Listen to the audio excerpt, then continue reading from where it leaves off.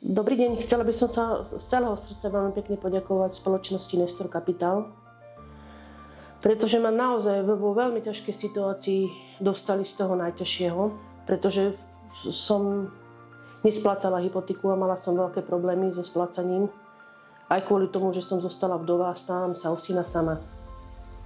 Pán Nestor, ako som spomenula, ma už pred rokom kontaktoval a chcel mi ponúknuť pomoc. Ja som to však odmietla, ale dostala som sa do takej situácie, ktorá akože naozaj nie je úctyhodná. Dostala som sa do situácie, keď už mi hrozila dražba. Pán Nestor ma kontaktoval ešte raz, všetko mi poctivo vysvetlil a musím vám povedať, že tlačila som, alebo respektíve strašný nátlak som dostávala od iných ľudí a iných spoločností, ktorí mi chceli akože pomôcť, ale spoľahla som sa len na svoj, ja tomu hovorím, šiestý zmysel, moju intuíciu. A dohodla som sa s pánom Nestorom. Môžem vám povedať, že pán Nestor ma v ničom neoklamal. Vo všetkom dodržal našu dohodu. Vyhrabal ma z toho najhoršieho. Za pár dní bolo po dražbe a mám konečne kľud. Môžem sa starať o syna. A som sa naštartovala na nový začiatok. Vrelo odporúčam, prosím vás, pán Nestor je naozaj pokorný, empatický a čestný človek. A zdôrazňujem, čestný človek. Chcem vám ako povedať môj životný príbeh. Dosť taký smutný pre mňa, čo bolo. Skrátka chcem povedať o tom, že ako som sa dostal ako do dlhov, kto mi ako pomohol. A vím o tom už, že existujú aj dobrí a spravodliví ľudia. Zebral som si ako z banky ako pôžičku. Skrátka sme to tahali tak, že partnerka ako nepracovala, prednášky sa ako mínali, bol som ako zamestnaný. Potom nás prepustili nás ako ze šmerálky, ako z fabriky.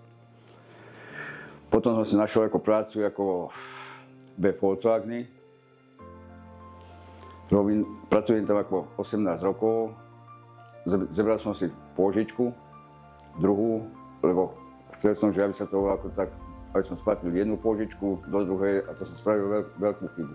Potom som teda tak, že jednu pôžičku splácať, druhú pôžičku splácať, byt a skrátka som to neutáhol a skrátka som sa dostal do ťažkých situácií a nevedel som, ako z toho vyklúčkovať.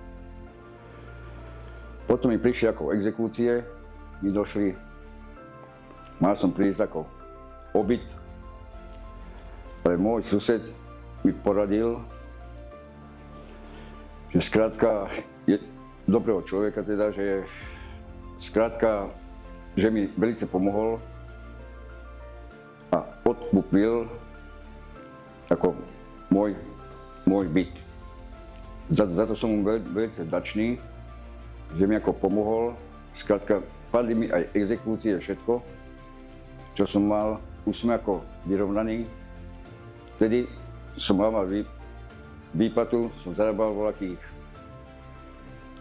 300 eur, 300-400 eur, ale to skrátka, to bolo také minimum. A skrátka, teraz mi je tak lepší, teraz mi chodí celý príjem, mám tie korunky, dá sa aj trošku aj tak odložiť z tých korunek. A ďakujem veľmi pekne firme Nestor Capital, ozaj sú to dobrí ľudia, spoľahliví, ozaj môže sa im 100% nejako veriť. Môj príbeh bol ozaj smutný takto, ale teda strašné. A ďakujem za to, že strašne mi pomohli.